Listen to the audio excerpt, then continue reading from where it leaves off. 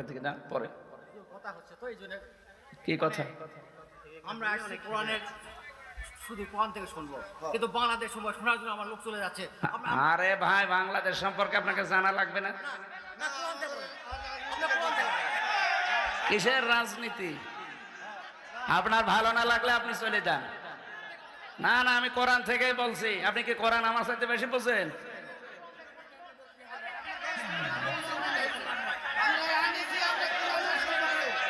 আপনারা আনতে বলেছে কে?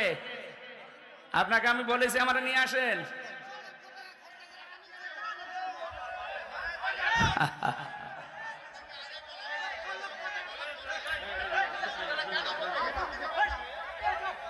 আপনার কাছে কিছু জিজ্ঞাসা করে কথা বলা লাগবে আমার?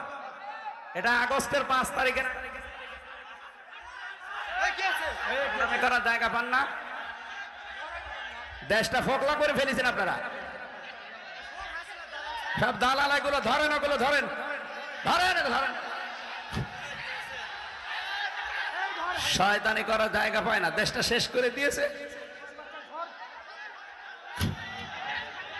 টাকা ফেরত দেওয়া লাগবে এই দেশের। শয়তানি।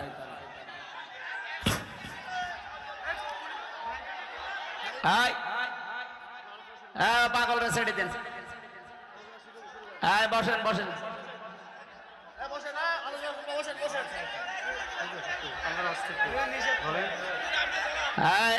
পাগলরা ছেড়ে দিন। দয়া করে বসেন, দয়া করে বসেন, বসেন। আপনাদের কাছে অনুরোধ করছি, দয়া করে বসেন। কিছুই হয়নি, কি হবে কি? এটা আর আগস্টের 5 তারিখে নেই, এখন ফেব্রুয়ারি চলছে। ভণ্ডামি করার জায়গা পাও না। যেখানে বাধা পাবেন ওই জায়গায় একেবারে মাটির সাথে মিশিয়ে ফেলবেন। কোনো ছাড় নেই। আর কিসের ছাড়? দেওয়ালে পিঠ ঠেকে গেছে আমাদের। ও তো আর ভিকটিম না। ওরে যদি 3 বছর ওইভাবে আয়না ঘরে রেখে দিত, ওই শয়তান টের পেত। খেয়ে না খেয়ে জীবনটা শেষ করে দিয়েছে আমার। দেশটা ফোকলা করে ফেলেছে, মাল পানি সব বাইরে পাঠিয়ে। আর এখন আবার বলে রাজনীতি হচ্ছে। ওর কাছে জিজ্ঞাসা করে কোরআন আমারে বলা লাগবে? ওর চাইতে বেশি বুঝি আমি? আবার বলে টাকা খরচ করে। তোর টাকার জন্য এসেছে মানুষ? হ্যাঁ,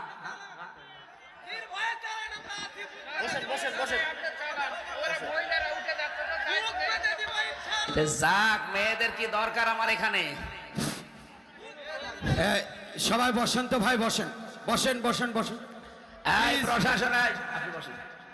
এই প্রশাসনে যারা আছেন, পুলিশ ভাইরা, ওই পাগলরে ধরে নিয়ে এক জায়গায় বসিয়ে রাখেন। ও পাগলরে ধরে এক জায়গায় বসিয়ে রাখেন। পুলিশ কই? পুলিশ এখানে কি করে? কি প্রশাসন তো এখনো সে 100 জনের 90 জন ওই দালাল গুলো আছে।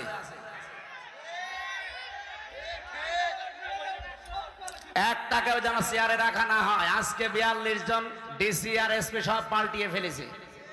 এই 14 সাল, 18 সালের, 24 সালের নির্বাচনে যারা হাসিনাকে সাহায্য করেছে, একটাও যেন দায়িত্বে না থাকে।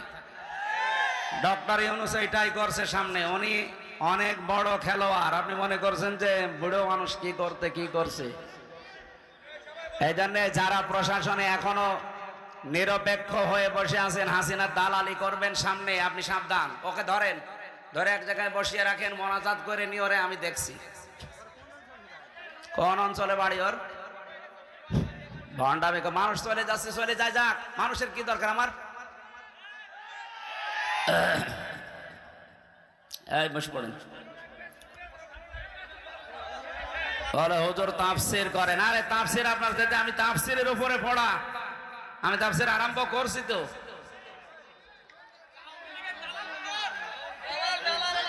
এইগুলো ধরে যেখানে পাবেন মাটির নিচে দিয়ে দেবেন, কারণ ওর উপরে থাকার কোনো যোগ্যতা আর নেই।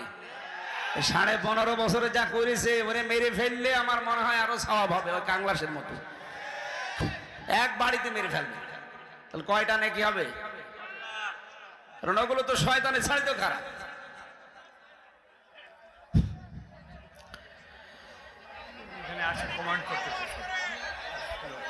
না, ও চ্যালেঞ্জ দিয়েছে। ও মনে করছে আমির হামজা কি ও ছেলে ছিল, বোঝে না। আরে বেটা, এখন এই দেশ চলছে কি করে আপনি টের পাচ্ছেন?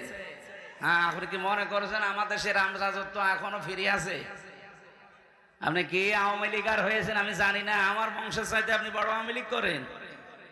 আমার বংশের 100 জনের 98 জন ছিল, সব পালিয়েছে।